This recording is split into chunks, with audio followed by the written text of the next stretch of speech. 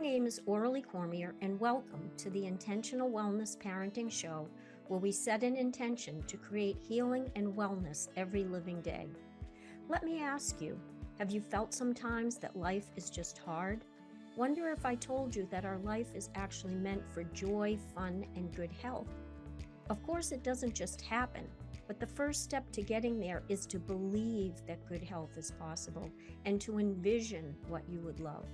From there, we can choose the simple health habits that give our minds, bodies, and spirits the nourishment it needs to work well. Over 2 million people in the U.S. will be diagnosed with cancer this year. Between 600,000 and 1 million are preventable. Our genes are not our destiny, yet our epigenetics can be affected by environmental factors. Therefore, the best time to make a difference is now. So let's dive right in.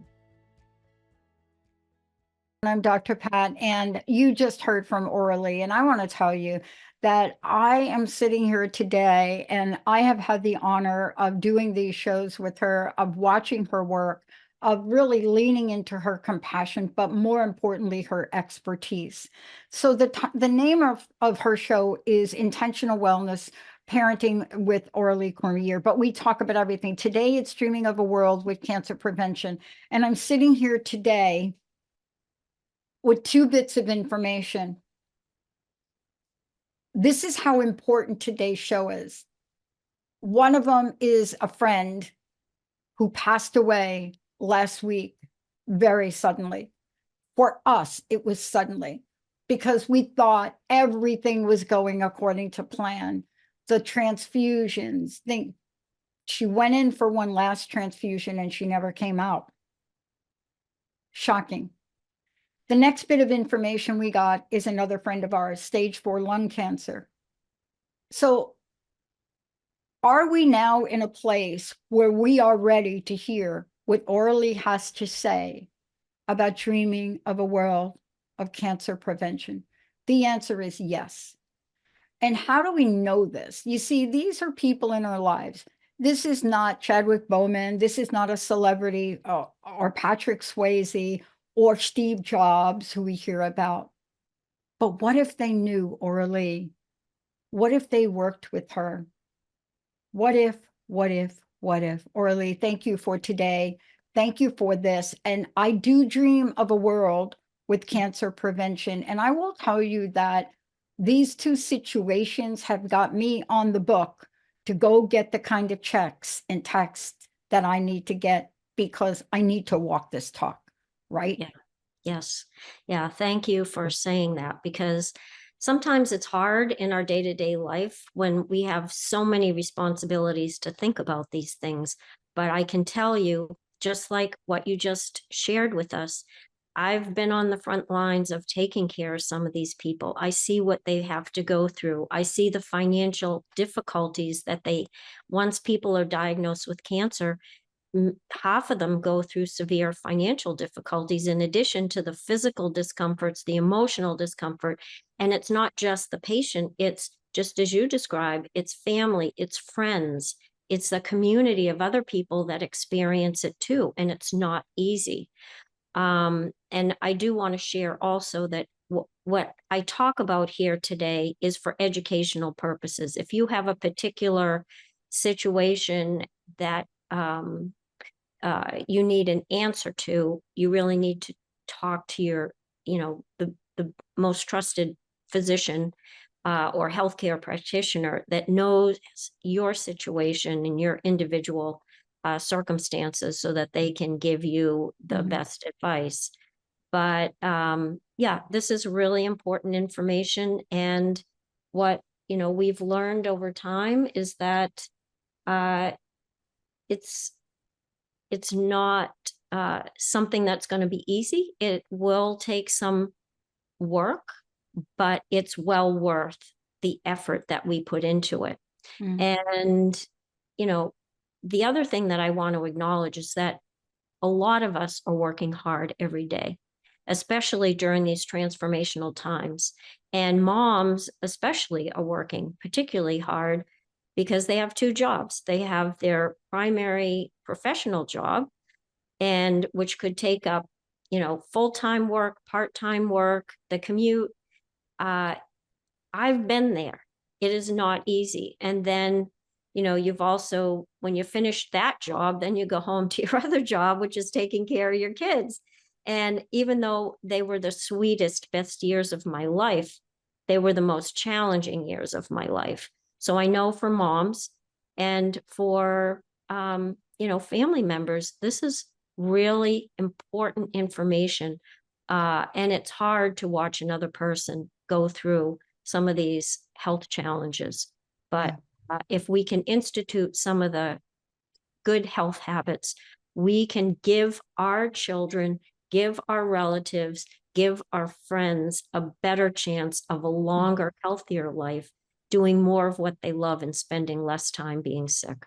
Oh my God, so well said. We're going to talk and break this down because we are talking about Cancer Prevention Awareness Month, which is super important.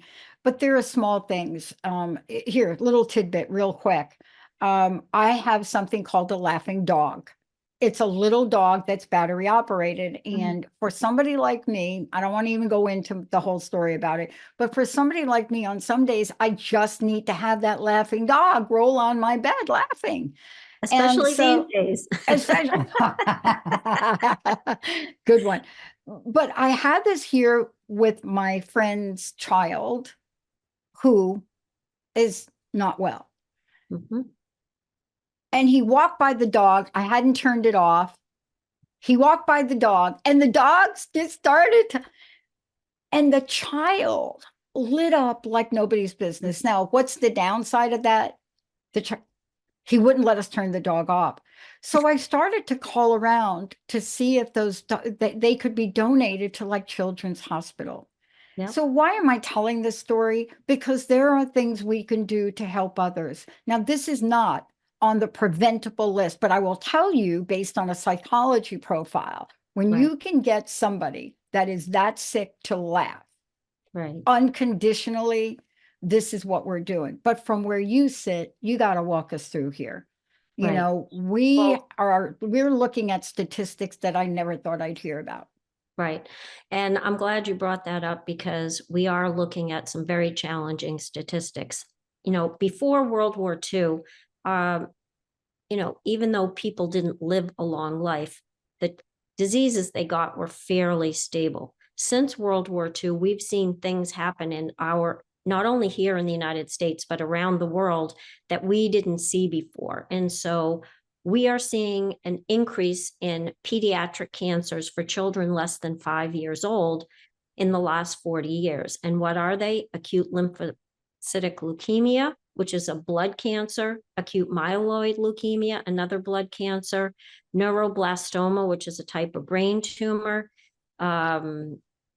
hepatoblastoma, which is a liver tumor, and then the other one is ependymal tumors. These are tumors that line the vesicles, the ventricles in the brain. They're like the fluid sacs that bathe the brain, and as well as that go around the spinal cord.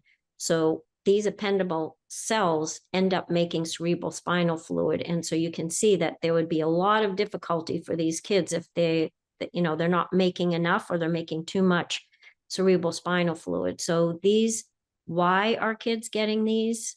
An increase, not, as I said, worldwide, we're not sure, but there does seem to be an environmental influence. The other thing we're seeing, which is very concerning, is we're seeing the incidence increase up to 80% of people being diagnosed with, our common cancers before the age of 50. So GI cancer, stomach cancer, pancreatic cancer, colorectal cancer, breast cancer, prostate cancer, kidney cancer in people less than 45 years old, uterine cancers, and this is really concerning, uterine cancers in women less than 30 to 35. That's at the prime of when they're thinking these days of having a family, and mouth and throat cancers and melanoma. So these are significant cancers. And, again, even though we don't know the exact cause, there does seem to be an environmental influence. And so these are why I want to talk about how we can Yeah. try to work at preventing cancers today. I want to talk about it too. And I want to say to all of you out there, I know that let me just address this for women for the moment. Also had a fun friend of mine with prostate here. So it's just coming up. But I want to say this to all of you. I know how difficult it is to do a self-exam sometimes. And I know also how difficult it is to ask your spouse or partner, especially if you're a woman and they are men, Right. to do this. And one of the things I learned is find somebody you trust, maybe a sister, you see, maybe a best friend, because these are people that are close to you that care. Right. And you're not going to have to answer a million questions to your spouse or husband about why you're checking, just to assure him that it's going to be okay. But you see, you've got to do these. You've got to get creative on this, don't we? Yeah, well, we used to think that women should be doing a breast self-exam every month. We don't Yeah. think that anymore. What we do think is it is important for you to get to know your own body. So, a couple times a year, if you can just do a breast exam when you're in the shower, when you're in the bathtub, just become familiar with what your breasts feel like, so that then if something is new, something feels like a hard rock inside your breast, you're going to notice that when you're used to knowing what your normal breast feels like. So that is the benefit of doing it not Yeah. every month, but every once in a while, so that you're more familiar with what Yeah. your body feels like. Um, let's get back here. I want to ask you a question. One, most importantly, I want people to know how they can reach out to you directly. They Sure. can reach out to you for a consult, for a call, to ask a question. What is the best way, Aurelie, for people to do that? Yeah, so they can go to my website, aureliecormier.com. You should see the link, on the Transformational Talk Radio page. And then look at the top menu. The home page has my monthly blogs. The Transformation Talk Radio is up there at the top, so you can see all of our archives and listen to them. I have a workshop page, and I have a children's book I wrote, as well as a couple other books I contributed to. And then on the upper right, you'll see Work with Me. Go to that, and then you're going to see a couple of questions, but basically you're going to ask yourself, do I have a personal history of cancer? Do I have a family history of cancer? Or maybe I'm concerned I could get cancer. And do I need some support or help? Put whatever you need in the comments box, and then you can make an appointment with me by going to the Calendly. And I have appointments on Wednesdays and Thursdays for a half an hour. I would love to help you, whatever your need is. I love it. And don't be ashamed to really think about this. For example, I filled out a questionnaire and I forgot about early childhood because we spent a lot of early childhood down in South Jersey, the tomato field. But I will tell you, the time we spent, those fields were sprayed Yep. exhaustively. Yeah. And you don't think about that until somebody says to you, were you ever around ... And you say, not really. But then you're like, well, wait a minute. Why are these important? Because we're trying to get a sense of where somebody is. Now, let's talk about this. You have worked with many people with cancer. Yep. There are strategies that you're going to share today, but I would love for you to talk about some of these strategies to reduce the risk of cancer, because that is a real thing. We can do that. Yes. And to help us understand why the strategies can be helpful, let me step back a second and just describe why this is. We come into this world, each one of our cells has 23 pair of chromosomes, which are, help to determine how our bodies function, the genes that are held within them.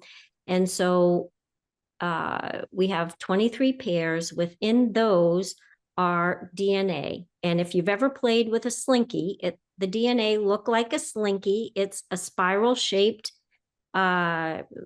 structure that holds our genes, 20 to 25,000 genes. But alongside our genes, one of the things that helps to hold the DNA in place in its structure are these things called histones. They're proteins, and these proteins can be turned on or turned off under certain environments. So this is the background of why our lifestyle is so important, because what I'm going to share with you is there has been research to document how our genes can be turned on for good or how they can be turned on to create illness within ourselves. And just as an example, I talked about how we have 23 pair of chromosomes.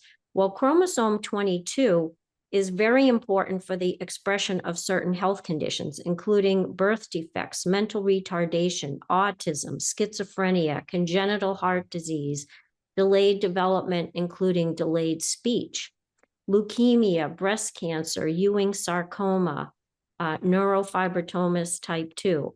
You don't have to know what any of that means, except that those are particular types of cancers that can be influenced by how these chromosomes, epigenetically are impacted and our genes are impacted.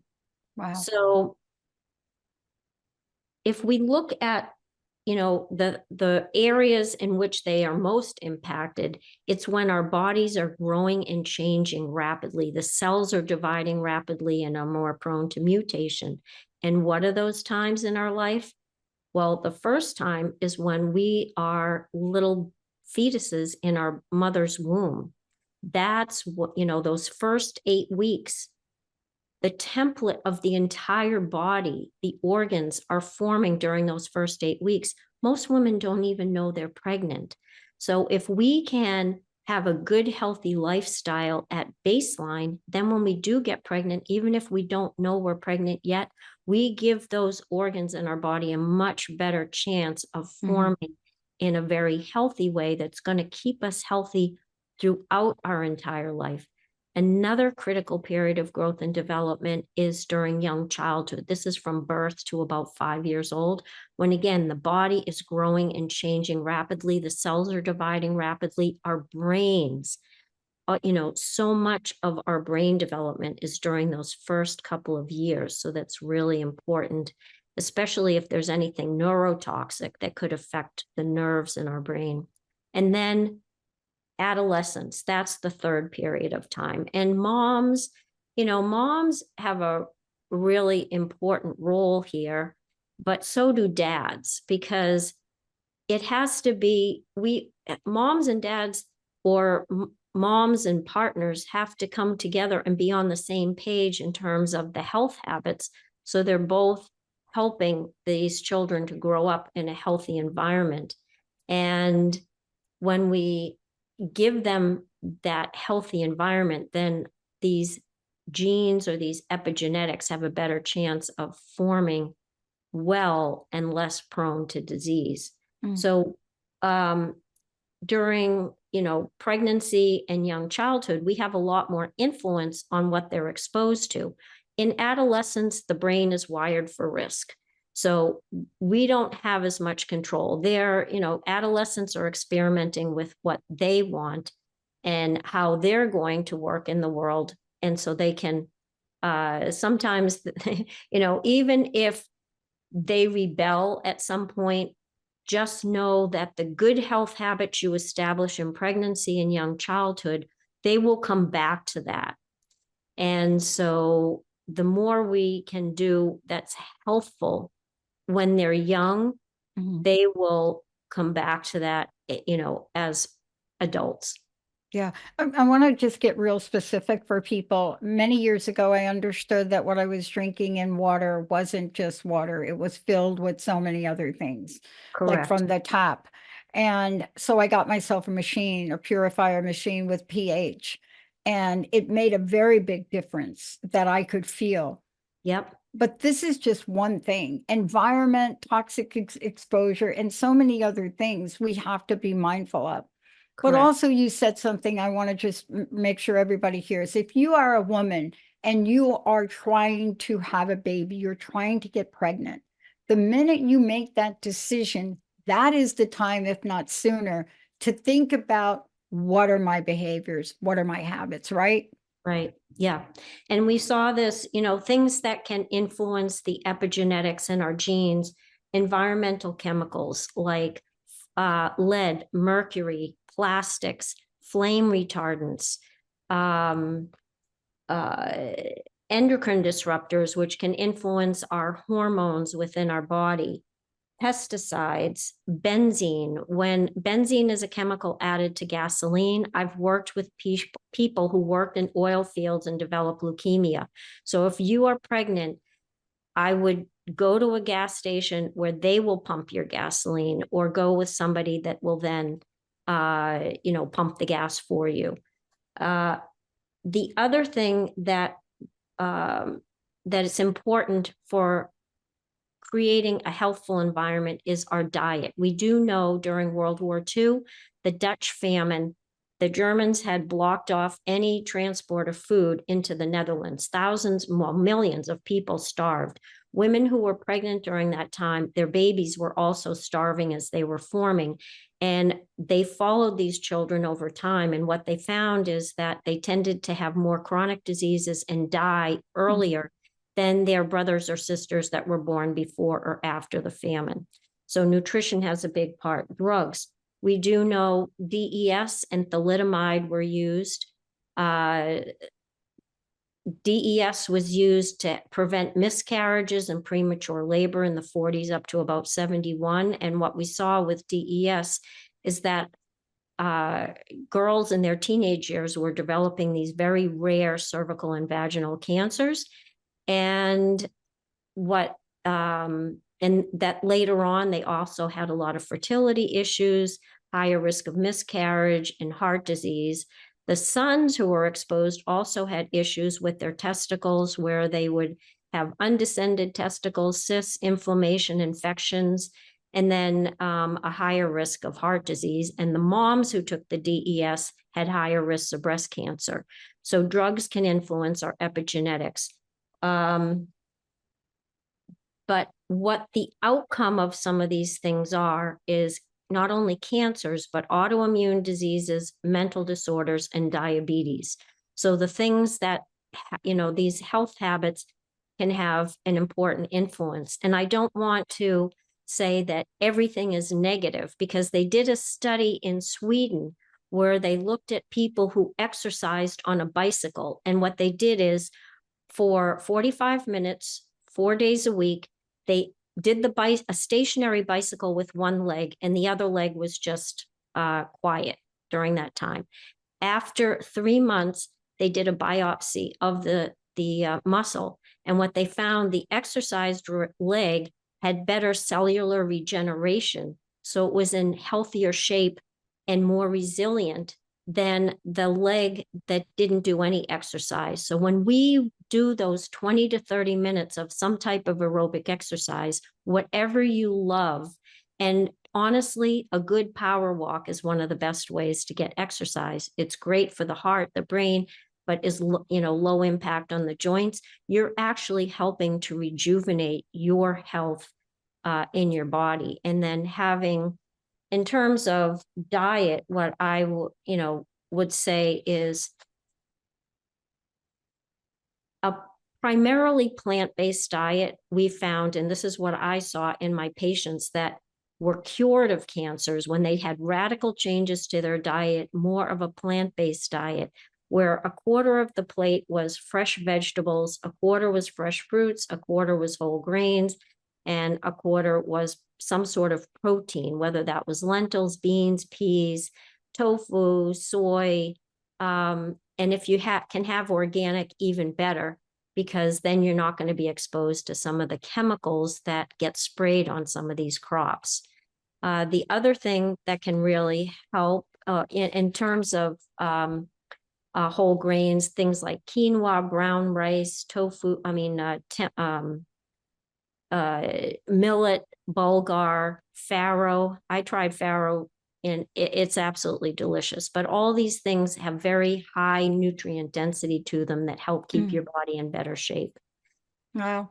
We've talked about a lot here today. I want to thank you for this. And really, Yeah. we scratched the surface. There's much more we'll be talking about as we move forward.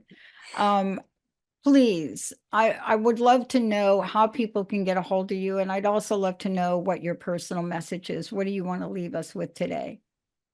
Well, what I want to leave you with is that, we do have enough, we don't know everything about cancers. I mean, it took a long time to really, over this last century, to discover the 200 different types of cancers and the best treatments to help people to survive and to be cured of these cancers. But we have learned enough now that I think now we can start focusing on prevention. And we do have a better idea of how our genes, our epigenetics can be affected by food, the environment, by stress management, so that we can create a healthier environment for ourselves as well as for our children to give them a better chance of a healthier life. And what I love, the Harvard School of Public Health actually came up with this in an article that was written, and I was just so excited. But it said, the miracle is not cure, the miracle is prevention. And so that is the biggest takeaway I hope you hear from this is we can all be doing things in our Yeah, life to give us ourselves a better chance of living healthier, longer, with less pain and suffering because our life is really meant for joy and absolutely. happiness. Yeah, Absolutely. Thank yeah. you, Aurelie. All of you out there, lots of information. Please go back and remember this. The ball is in your court. We can do so much. And thanks to Aurelie, all of that will be made easier for you. We'll see you next time. You've been listening to the Intentional Wellness Parenting Show with Aurelie Cormier and Dr. Pat, where we set an intention to create healing and wellness every living day. Tune into Transformation Talk Radio every third Tuesday of each month at 11:30 a.m. Pacific and 2:30 p.m. Eastern Time for more guidance and support. Beyond this, I offer workshops to focus on your good health while reducing risk of disease, especially cancer, so you can do more of what you love and spend less time being sick. What I know for sure is that this is especially beneficial for couples who are pregnant, have young children, or teens, as you will give yourself and kids the greatest chance of living a longer, healthier life. So please join us at the Intentional Wellness Parent